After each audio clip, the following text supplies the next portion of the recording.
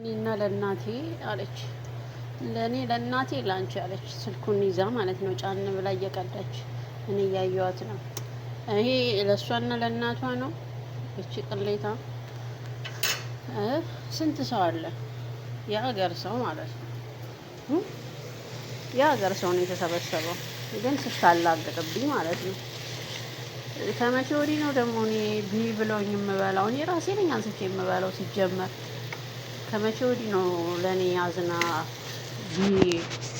ለእኔ ለአንቺ ለእናቴ ወቸው ጉድ። ስልኩን እኮ ይዛለች እኮ እየቀዳች እኮ ነው። ለእኔ ለአንቺ ለእናቴ ከዛ ቀጠለችና ስልኩን ዘግታ የሀገር ስራ ነው የጫነችብኝ ራሱ። እኔ ለራሴ ቆቅ ነኝ እናቴ፣ ከእሷ ይባስኩኝ ደግሞ እኔ እሷ ብላኝ ነው እንደምበላ እግዚአብሔር ነው። እውነቴን ነው የምነግራችሁ። እነሱ ብሎኝ አይደለም የምበላው፣ ራሴ ነኝ አንስቼ ግጥም አድርጌ ሆዴን መሞላ። ደስ ያለኝን ነገር ሰርቼ ነው የምበላው። ደስ ያለኝን ነገር እያዩና አለ ደማቸው ይፈላል እንጂ እዛው ደማቸው ፈልቶ ይቀራል እንጂ እኔ እበላለሁ። መብላቴን እንደሆነ አልተውም።